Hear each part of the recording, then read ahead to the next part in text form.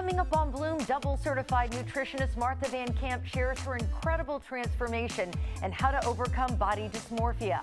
I wasn't visually seeing the reward of all my hard work. So I thought, am I really losing weight? Is this really working? The scale says one thing, but my brain is saying something else. And we'll discuss the boom of weight loss drugs, plus how to build lean muscle without bulking up. We'll have all that and more as Bloom, presented by Lifeguard Imaging, starts now.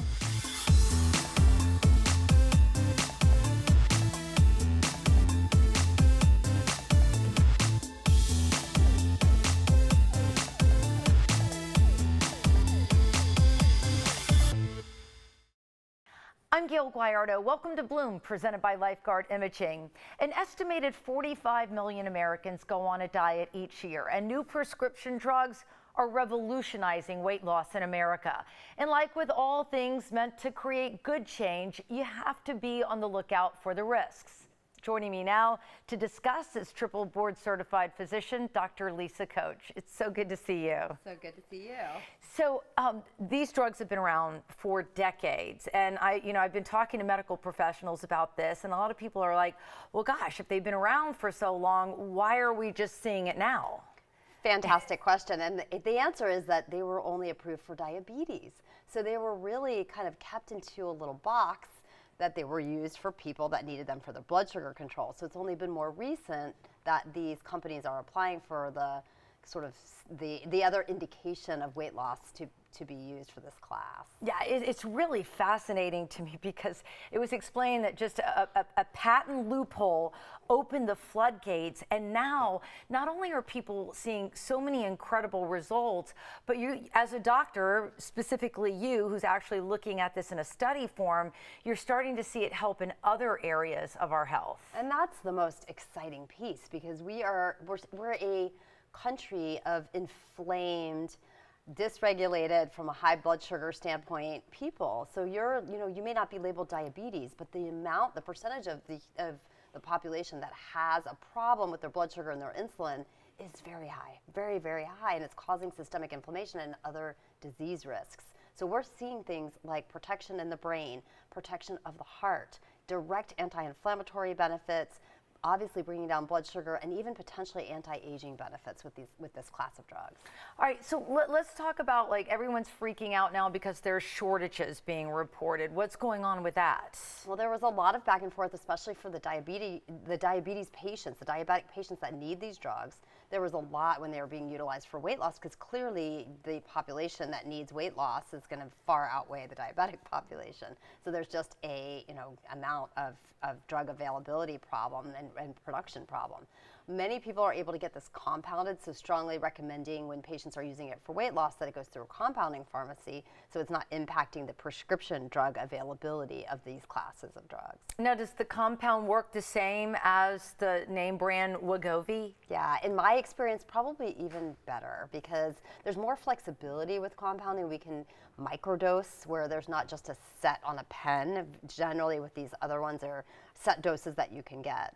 With compounded, it's a syringe that you pull out yourself, so you can titrate the medication more slowly. You can use different, just your own independent way of how you want to titrate the drug. Now, I know as a doctor with all things, because I've known you for many, many years, you like to get into the studies and research and really deep dive into any kind of medication, so you understand the long term. So what are you starting to see now? Like, how long should somebody stay on this? Is there a maintenance program? And these are great questions, and I think they're still unfolding. The answers are still unfolding. But in general, it depends on the patient. So if you have a tendency to have a blood sugar fasting that's over, let's say, 95, and you may actually not have a lot of weight to lose, this may be a maintenance drug that could prevent you from needing things like statins or diabetes meds eventually, or even it could help control your blood pressure. So you want to compare what the risks are of staying on something in a more maintenance dose, which, by the way, could be as little as once a month, or a very low dose, maybe every other week instead of something weekly, versus not being on it and potentially developing these problems, which would require other maintenance drugs. Yeah, and as women, do we just naturally, as we age, have a hard time managing our blood sugar levels? I think it's a combination of definitely hormonal, so I see it a little bit more in women. Hormonal and stress is a huge one. So the higher your cortisol is, the more stressed you are, the more likely there is to be a damage at that glucose insulin receptor. And then there's also obviously the things like diet and disrupted circadian rhythm and many other toxins in the environment that can impact the receptor as well. And we're looking at a lot of health now stories here on Bloom, and I wanted to ask you, like, there's talks about, these weight loss drugs linked to heart. There was even an article about, women getting pregnant on the drugs. So have you seen these trending stories, and what are your thoughts? Well, my experience with the heart has actually been a positive one. So we're seeing protection of the heart. There are cardiologists that are using these drugs to treat for the coronary plaque they're seeing on CT scan that we talked about, you and I have talked about before. So there is protective benefits cardiovascularly. I have not seen anything significantly negative. Okay. As far as the pregnancy, there is some debate about, especially tirzepatide or Mounjaro, that it may, because of how it's slowing gastric emptying, it may impact absorption of birth control pills and decrease their efficacy. So I think that if that's true, and we're going to get more studies or more research out there is being done currently, women are going to need to really be careful and potentially use additional methods. From what I've read, it's really just at the beginning of initiation of therapy, and within about a month, the risk should be back to normal. And then we just had a huge fertility special here on Bloom, and all of the experts were talking about inflammation, keeping people from conceiving. If this drug is bringing down inflammation and weight gain, that could actually help as well, maybe. It is a massive help, in my opinion, for women, especially with PCOS or any type of inflammatory induced infertility, because what it's going to do is impact the blood sugar, impact inflammation directly, and just getting the pounds off, we know increases fertility. So I see it being used for that in the future for sure. All right, Dr. Coach, as always, we appreciate your wisdom. Thank you. All right, we're going to share this story with you on BloomTampaBay.com.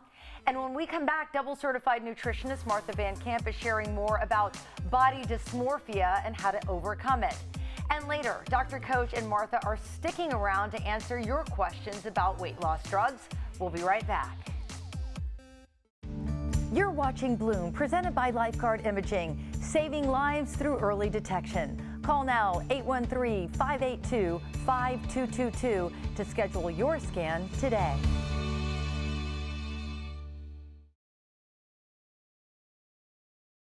Thoughts and feelings related to your appearance can consume you, affecting your thoughts and actions, and ultimately impacting your quality of life.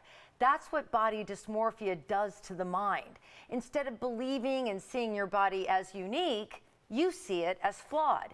Here to share her personal weight loss journey and how she overcame body dysmorphia is double certified nutritionist Martha Van Camp. It's so good to see you, my friend. It's great to be back. So Martha, our viewers always see you on the show with such valuable advice for them when it comes to overall wellness and maybe weight loss journeys. But we haven't really talked about your personal journey in a long time that led you to wanting to help other people. So I think my story, it probably resembles a lot of little girl stories of, we grew up and our moms decided to put us on a diet, maybe because she thought we needed to lose weight, or maybe we came home crying, Mom, I need to lose weight. So for me, it was the age of 9, and from the age of 9 to the age of 40, there was this continual hamster wheel of diets, and I would lose weight, gain weight, plus more back. And so it was just this vicious cycle, and I never felt confident in my own skin and knew at some point I'm going to have to figure this out. So at the age of 40, raising 7 kids, husband's deployed, I'm very unhappy. I hit the scale and it was 275, and I thought, this is it. I've tried everything else. I have to take control. I have to study nutrition. I have to study food, good and bad, in how it affects our lives and how it affects our bodies. So that really started a whole different trajectory in my life to losing now 140 something pounds, from 275 to, I don't know, math is hard. It's a different number now. All right, so but where along the way did you realize I'm struggling with body dysmorphia? Yeah, so that first summer when I was weighing 275, I just thought, okay, my first goal was to get to 200 pounds. And I'm 6 foot tall, so I thought, okay, 200 pounds is great. But that first summer, all I was wearing was sundresses, and they were very flowy sundresses, and I would go to work. And so I realized that by wearing these flowy, oversized clothes, while I was still losing weight, 15, 20 pounds at this point at the end of summer, I wasn't visually seeing the reward of all my hard work. So I thought, am I really losing weight? Is this really working? The scale says one thing, but my brain is saying something else. So this isn't matching up. And why isn't this matching up, right? And I think that's where we, especially as women, whether it's hormonal acne that we're dealing with, or maybe we're dealing with menopause weight gain or menopause hair loss, we're seeing something and suddenly we're super aware of it. And that's all we obsess over with our own bodies. Yeah, and so there are different types of body dysmorphia. I mean, it kind of works both ways. For me, it would be like I've lost weight and I still look in the mirror and see me as being a lot bigger, but it can work in reverse. It's 3 different types, right? So you just nailed the first one. And when that's you or me as someone who's lost weight, but you're not visually believing when you look in the mirror who you truly are, like the rewards of your labor. You're not seeing that. It's not a conscious choice yet. The second one is where, and this happens mostly with men. So it's a subset of body dysmorphia, and maybe they've started in the gym and it's almost like a reverse body dysmorphia where they think they're buffer than they really are. And so they kind of walk around. It's not only guys, but it can be women as well, or where we walk around with this grandiose attitude of you're actually smaller than you are, but you're acting like you're bigger. And this generally happens when we talk about a muscular structure. And then there are larger people, and this one's a really sensitive topic, but there are larger people who don't see themselves as large as they are. They see themselves much smaller. So this really can attack your brain and what you truly believe in many different ways. And as I mentioned, it's not just women, it's men as well. Very interesting. So let's talk about ways to like maybe help our minds recalibrate. And you say there's something called fat shaming versus fit shaming. Right. So first of all, before we go to the fat versus fit, let's also just talk about how we got here or why we're having these feelings. And if you study a lot of really forward-thinking neurologists, behavior neurologists, they will clearly walk you through this, that you have a conscious brain and a subconscious brain. And it's the subconscious brain that's winning out. The subconscious brain is those thoughts of when you wake up in the morning and you think, oh, this is going to be a really bad day. Or you can wake up in the morning and say, oh my gosh, this is going to be a really great day. No matter what happens, it's going to be a great day. Or you can wake up in the morning and say, oh my gosh, I'm so fat. And then you get on the scale and you're like, yay, I'm not fat, right? So it's these subconscious feelings that are overtaking, and this happens all through life, whether we're trying for a new job. I'm not going to get the new job. Well, you know what? If you tell yourself enough times, you're not going to get the new job. You're not going to get the new job. So it's quieting the subconscious thoughts with the truths that come from our conscious thoughts. So now we get into this fat shaming, fit shaming, and this is a really delicate subject. It's very, I would say, normal for some generations to walk around. Perhaps, my mother's generation, she's in her 80s, and she'll walk around and she'll be like, oh, Martha, that lady's really got to lose weight. That's bad on her knees. It's bad on her health, da-da-da-da. That was my mom when she was young. And I love my mom. God rest her soul. But we both love our mom, but those kinds, it was their generation. It was their generation. My mom would tell me that I couldn't afford one more carb. Right. Exactly. Right. So that is what we would classify as fat shaming, right? But then there's the opposite that happens, and I experienced this a lot, and somewhat a little bit now. I experienced it a lot when I was going into my bodybuilding competitions, and this was back in my early 40s. And so I was getting super lean and super muscular. And listen, some women like muscles, some women don't like muscles. And so when I would post my progress pictures on Facebook, I would have people who didn't even know me who would say, oh my gosh, that's so ugly. So there's a good example of like fit shaming. Here was someone, and this could apply to anyone, whether you're doing a bodybuilding competition or not, but you get to a lean point and people start worrying about you. Is she too lean? Is she too small? Like, here's another great example. My mom, who put me on a diet at the age of 9. I saw her last week and she said, hey, Martha, next time I see you, put on a couple of pounds. Yeah, And I'm thinking, man, oh my you gosh. can't win from losing. No. All right, Martha, this has been such a great conversation. Thank you so much. All right, we're going to share Martha's story and advice on bloomtampabay.com. And up next, we're answering your most asked questions about weight loss drugs. But first, it's time for today's Bloom Trivia question, true or false. Sleep is a frontline defense for tackling obesity. We'll have the answer later on Bloom.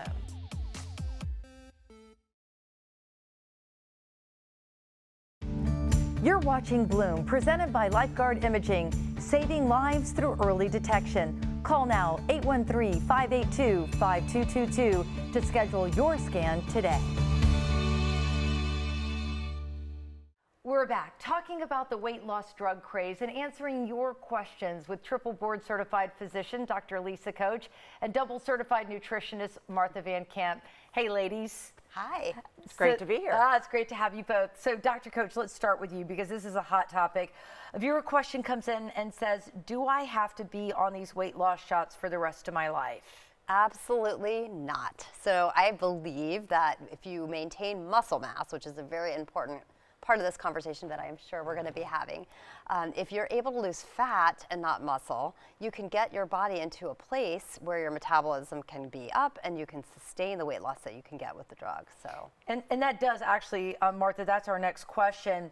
One viewer asked, how do I manage these shots when I'm not hungry, but I know my body needs fuel, and probably specifically protein, because that's what you hear, you got to up the protein. Absolutely. And as Dr. Lisa has mentioned, anytime you are losing weight, whether it's with these shots or not, you do want to lose fat.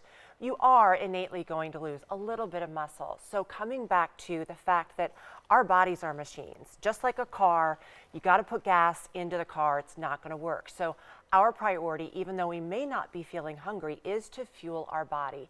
And you've got to always start with that lean protein because that's truly what's going to help us maintain that muscle structure. And without that muscle, lean muscle in our own bodies, we're kind of hosed as we get older. We absolutely have to retain that. So how do you eat, even though you may not feel hungry?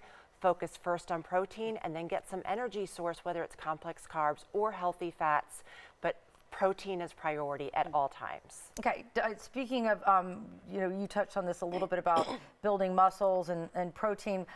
Dr. Coach, do I need to exercise while taking weight loss drugs? absolutely. And this has been one of the biggest problems from these class of drugs is that patients are not hungry, so they're not eating, they're not getting their protein or caloric recommendations, and then they feel either tired or they're just not somebody who has been an exerciser, and then the weight's coming off without it and they're excited and they just leave it at Right. they just say, great, now I don't have to go. And that's what is the setup for a disaster down the line, because then you are not just losing weight, well, you're losing weight, but it's mostly muscle. So if you exercise and get the protein recommendations, then we can get those powerful benefits with our fat loss that are going to lead to long-term success. And wasn't it you, Dr. Coach, that was telling me like a good testing range is your muscles here in the thigh area? Like if you feel like you're seeing diminished muscles, you're doing it all wrong. Yeah, and that's one of the most obvious places, but they're like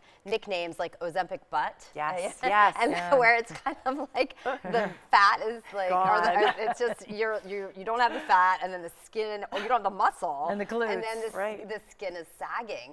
But when I sit down with the patient, or I can sit just like with you ladies, I can take a glance at a thigh, and I can usually tell if the patient is really watching those recommendations or not. Okay, that's excellent. All right, the next one is for you, Martha. What diet do I need to be on while taking these shots? I want to stop using that 4-letter word of diet. Let's again go back to food is fuel. So how do you need to be eating? Again, it's that lean protein, those complex carbs, those healthy fats. I think a lot of people come into using these shots as a magical gift. And you know what? They are. But at the same time, if you're coming into this scenario and starting to use them, it's super important, especially if you had what I call disordered eating prior to using the shot. So you were perhaps, eating a lot of chips or donuts, or not really focusing on the key macronutrients of lean protein, our building blocks, complex carbs, and healthy fat. So if you're coming from a place of maybe being morbidly obese and using these shots as a real kickstart to your weight loss journey, you've got to always be focusing on those key macronutrients. But first of all, I think you've got to focus as well of how was I eating prior? I cannot continue eating that same way. So let's really start to learn how to fuel our body and push away those cravings or those habits at this point of, I've always eaten donuts in the morning or had Cheez-Its and Diet Coke for lunch. Like, no, here's your chance. You're using this magical shot, which will work, but at the same time, you need to work on your habits as well. So focus on food from the ground, food from a mother, food that nature provides us, and not the processed stuff that perhaps a lot of people had been eating prior to the shots. All right, Dr. Coach, do these shots cause thyroid cancer? So there was a lot of buzz that this class of drugs had a tie to a very rare type of thyroid cancer. And the exciting thing is that they have now retracted that as of October of last year. Okay. So it was a very rare finding. I believe it was in a rodent, and it didn't correlate to the human trials. All right, sorry for the rat, but but glad that there's no link. All right, Martha, should I try other things like a meal plan before starting the shots? There's no wrong answer. However you want to start. If a doctor has said, look, this is going to work for you, you're in a classification of maybe being morbidly obese, you can't control your cravings. Am I a big advocate for a meal plan? Yes. It's like saying, okay, how am I going to get from Pennsylvania to California? Am I just going to wing it and take any highway, or am I actually going to use my GPS? So if you think of a meal plan as a guideline, a roadmap to success, yeah, I would say, listen, if you are not in that morbidly obese category or having other issues with maybe being just pre-diabetic or even tipped over to a type 2 diabetic, then yes, get a meal plan and start fixing that disordered eating. It's just a roadmap to get you from A to B. But when you do marry a good meal plan with something like these shots, wow, I mean, it's like winning the lottery. So am I a big advocate for a meal plan for anyone? Yes, it's a guideline, it's a roadmap to success.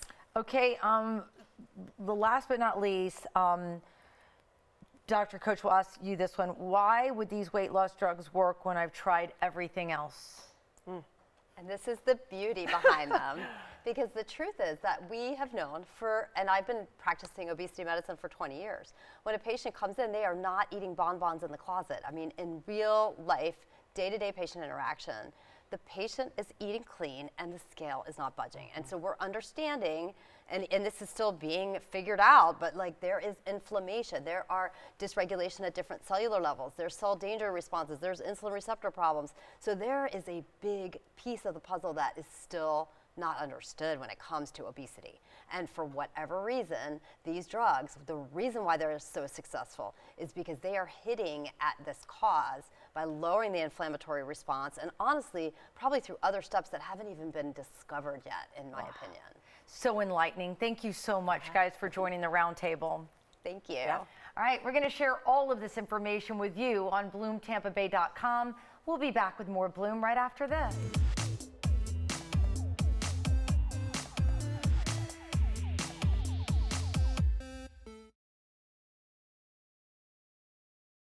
The following portion of Bloom is sponsored by Bonneau Facial Plastic Surgery. It's often said the eyes are windows into the soul. And when it comes to restoring a youthful look, your eyes are your greatest opportunity. Joining me now with more is double board certified facial plastic and reconstructive surgeon, Dr. Sumit Bonneau. Dr. Bonneau, it's great to see you again. Thank you so much. Thank you for having me. So doctor, let's talk about the eyes and how you handle the hooded area that makes people look almost like sleepy and dragged down. Sure. So the hooding that we get in our upper eyelids, there are really two parts to the story. Okay, the first part and the simple part of the story, I've shown this in my first case, is as we age, we get heaviness in our upper eyelids. We can all see this, we can pull on it, and it makes it hard to apply makeup. And that is usually addressed with the upper eye blepharoplasty, and with which we remove this, and you can see the results, eyes look refreshed. However, many times it gets a bit more complicated. And the reason is, and we could try this at home if you want to try it, the brow drops. And as the brow drops, you'll notice you get extra heaviness on the upper eyelids. So whatever happens to the brow, the aging of the brow affects the upper eyelid. In these scenarios, you have to do a brow lift and an upper eyelid lift to create this open, refreshed look. And what about folks who want to deal with the under eye area? Okay, so that's a lot more complicated, and this is where many times we get into trouble. So in the lower eyelids, let's talk about the anatomy. And the way the face is made is you have a bony skeleton, deep muscle layer, and these three outer layers of fat, fascia, and skin. And these are the layers that are actually sliding as we age. And as they slide, the volume in the upper face falls to the lower face. As it falls, it creates a deep hollow under the eye. It's like the rug's being pulled out from underneath the eye. In addition to that, a lot of ladies complain of a little bulge right there. And that bulge is caused by the partition that holds the fat back in the eye gets loose as we age, okay? So the simple fix, many times if it's just a partition problem, you go in there and you remove a little bit of fat from this, and you can see this in the first case, you'll see there's a huge improvement in the eye. But if you really scrutinize this, you'll notice there's a hollowing of the eye to some extent. And so that doesn't completely address the problem. Okay, so then what do you do if you can't completely address it with just the fat transfer? Sure, that's a great idea. So that's actually done quite a bit, okay? It's very popular. People add fat to this area to fill in that void. So what I do is I do something different, because when you add the fat, you're adding extra volume on top of volume that's already fallen. You're stacking the volume, creates a little puffiness in the face, and changes the proportions of the face. So what is the problem? The problem is the volume has shifted down. So let's fix the problem. So I do a deep plane facelift, which is a rare facelift, and we actually shift this deep volume. We crowd the volume up under the eye where it used to be, and then I shift the volume in the eye into the tear trough, fixing that depression there, and now you'll see in these results that you create these eyes that look very natural and very rested. And this is what you're known for, because typically plastic surgeons are pulling just the superficial skin back, and it almost has that windblown look. But by the deep plane, it's something completely different that gives a much more natural look, which is what people are looking for. Correct. So it's a more restorative look, and the reason it's restorative and the reason it looks natural is we're restoring the proportions of the face. We're recreating what once was. That was the original beauty. We're recreating the original beauty. And of course, it looks natural because that's the way she used to look. Doctor, thank you so much for sharing this with our Bloom viewers. Thank you so much for having me. For more information, call their office at 941-966-FACE. That's 941-966-3223. Or visit their website at SarasotaFacialPlastics.com. We'll be back with more Bloom right after this. The preceding portion of Bloom was sponsored by Bonneau Facial Plastic Surgery. You're watching Bloom, presented by Lifeguard Imaging. We begin where your checkup ends. Call now 813-582-5222 to schedule your scan today. Strength training is critical for weight loss. Here to help us build lean muscle without bulking up is the founder of Workout Warrior, strength and conditioning specialist, Kevin Bailey. Kevin, it is such a pleasure to have you on Bloom. Thank you for having me here. It's a pleasure to be with you, Gayle. So Kevin, a lot of people don't realize this, especially women. Strength training is critical for weight loss. Yes. It is, just so that you can keep your lean muscle tissue, so you're going to burn more calories, even at rest, your rested metabolic rate.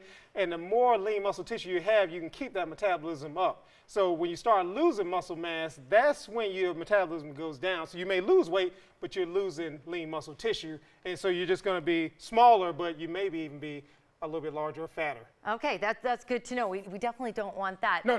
Okay, so another thing, a big misconception is you have to be a member at an expensive gym, but you brought some props to show that is not the case. Right, and all this probably comes out even to less than $50. Okay. So you don't have to have an expensive gym membership or anything that's charging you month after month. You can pull these things out and you can use them anywhere, Gayle, anywhere. Okay, so let's get started. All right, so let's grab the tube first. Oh, yeah.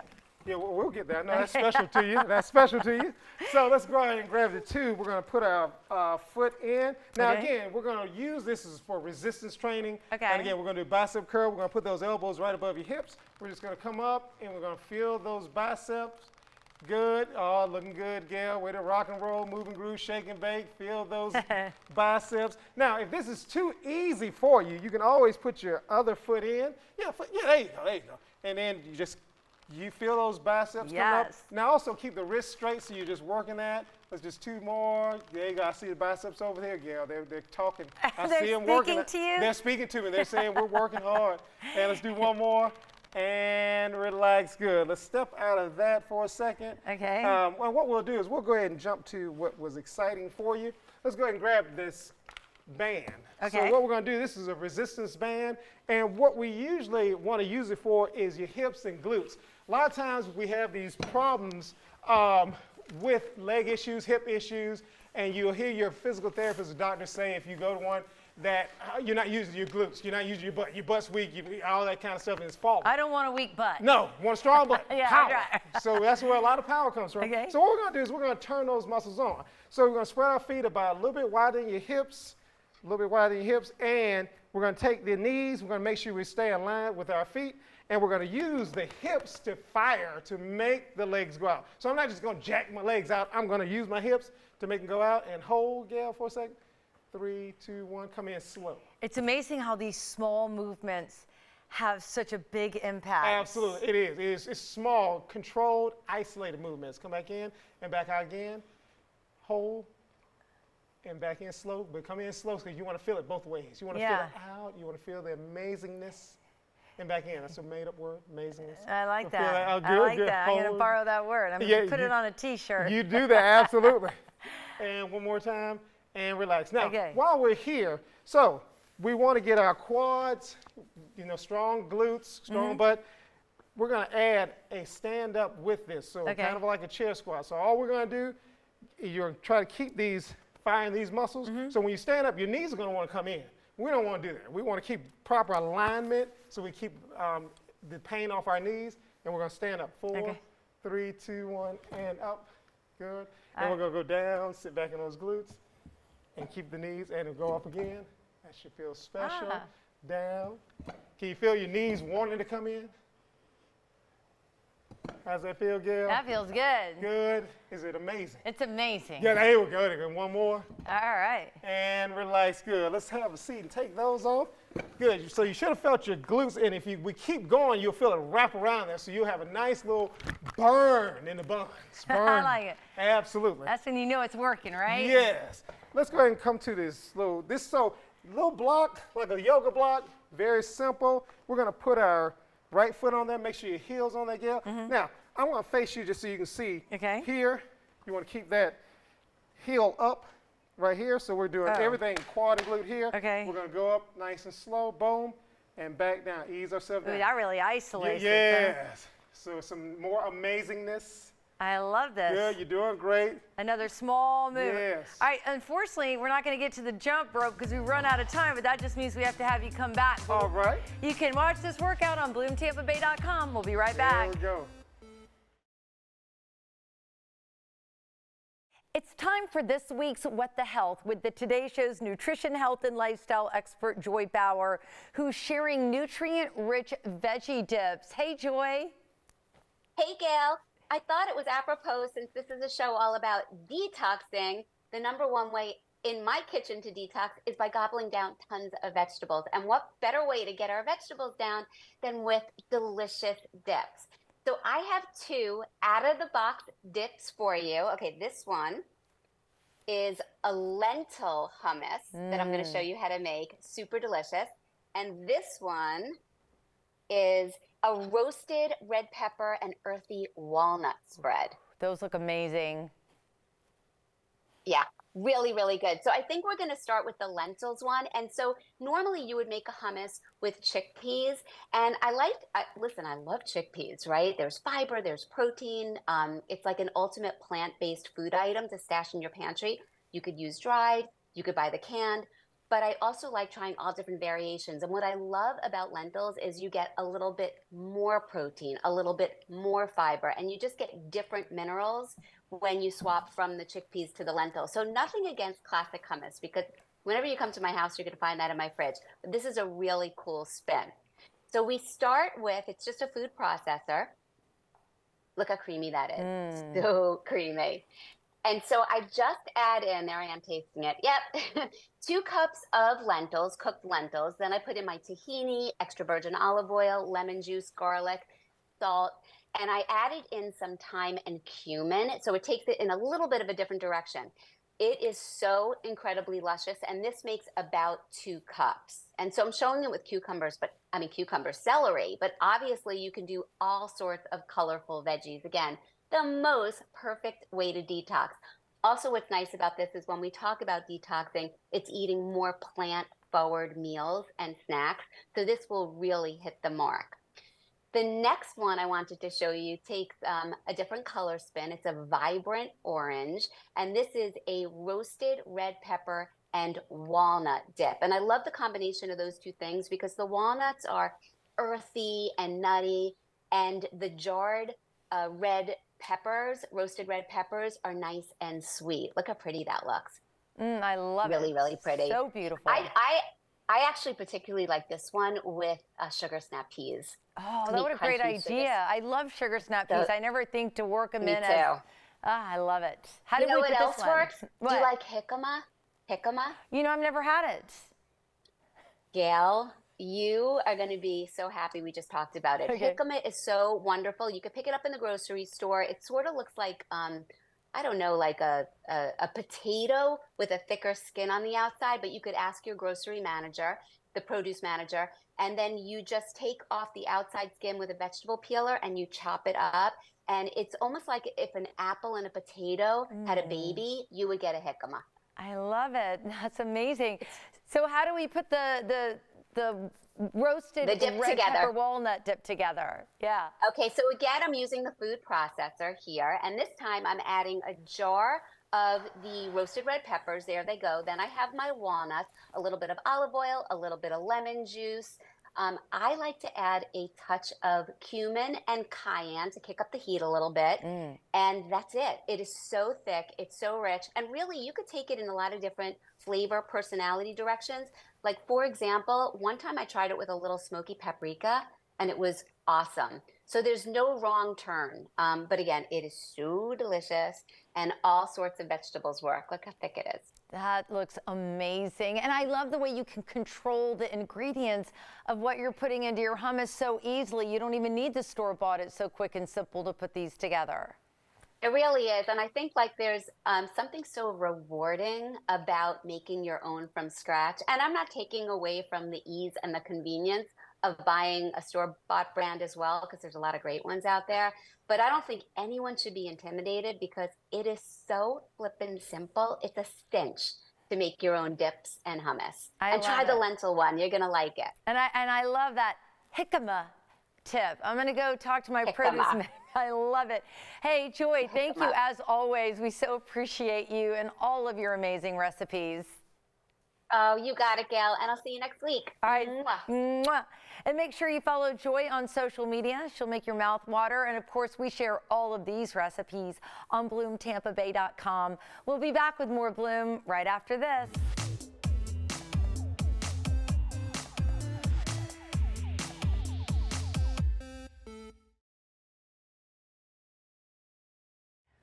Welcome back to Bloom. Emotional eating is a way to suppress or soothe negative emotions. Joining us now with how it can impact weight loss is licensed clinical social worker Emily Mucke. Emily, it's great to see you again. Thank you, you too. So Emily, what exactly is emotional eating?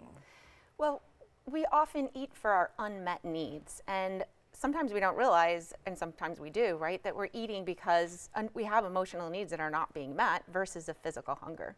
So what you're saying is that it could be partly like you're cognizant. You know you're eating because you had a big breakup or something happened and you're going to Ice cream. Right, all the things.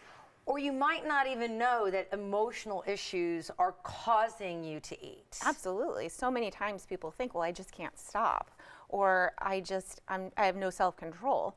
But a lot of times underlying issues, it could be undiagnosed depression or anxiety or emotions that you don't know that you're having, and you're using food as a way to cope.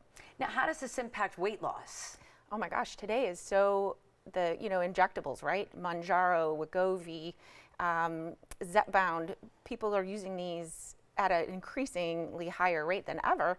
And for weight loss, it's great because it suppresses your hunger and your cravings, but also it can, if you are not able to get it anymore, if for some reason you can't take it, and what causes the weight to come back? Is it always that you don't have self-control, or were you using food as a way to deal with emotions? Yeah, that's very interesting because, you know, we talk about the popular weight loss drugs a lot here on Bloom, and you know, doctors will tell you it helps women control their blood sugar levels, and they talk about the benefits and how this is, but you're right, once it's done and the prescription is over, then what? And if this is tied to emotional eating, then that's a whole different problem that needs to be addressed that a drug cannot help with. You're exactly right. It can't help with that piece. And learning what are your unmet needs. A lot of times food, it becomes, what if you are lonely or there's a lack of connection? You could use food to feel like you have a friend. Or actually, food is a dopamine hit for us. So if you are feeling depressed or tired, it can be a sense of energy or comfort or a way of feeling. If people sometimes emotionally don't want to feel what they're feeling after a breakup, I don't want to be sad, I don't want to think about this, or trauma, food can be a way to soothe it, and people may not realize they're doing it. So getting on top of that can make weight loss drugs more successful. Yeah, I noticed even like during the pandemic, because I'm a very busy-minded and active girl, and when you slow me down, the very first thing I do is open up the pantry, and I'm like, I'm not even hungry, but I'm bored, and I just feel disconnected, and I want to eat. You know, I think a lot of people don't realize there's that emotional connection to food, whether you realize it or not. Yeah. It's up, and the pandemic, what you just described, is also we're looking for that reward, not only pleasure or feeling productive or feeling entertained, you know, boredom during the pandemic or loneliness. You're right, there's so many emotions that are involved. So definitely something to think about when you're trying to conquer your weight loss goals. Absolutely, it can be a real sticking piece of why it's not successful.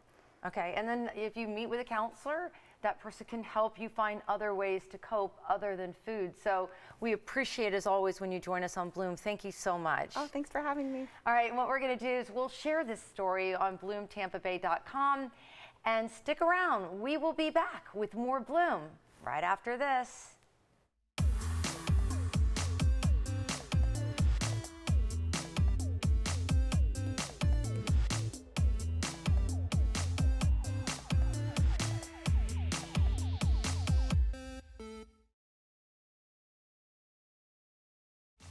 It's time for today's Bloom Trivia question. True or false? Sleep is a frontline defense for tackling obesity. The answer is true. If you snooze, you can lose. Research shows inadequate sleep correlates with higher body fat. In fact, sleep assists in regulating hormones. So if you don't get enough sleep, your hormones can get out of whack and become a barrier for weight loss. Well, we hope you'll tune in again on the next Bloom presented by Lifeguard Imaging. Restaurateur Billy Deck is part of a film called Food Roots. Find out about his journey setting off to his mother's native islands of the Philippines, discovering culinary and cultural treasures. And find out about an indoor urban farm in the heart of South Tampa growing premium and sustainable foods. More than 150 wellness-promoting plants. So stay healthy, everyone, and I will see you on the next Bloom. Content segments during Bloom were paid for by Bonneau Facial Plastic Surgery. Call now 813-582-5222 to schedule your scan today.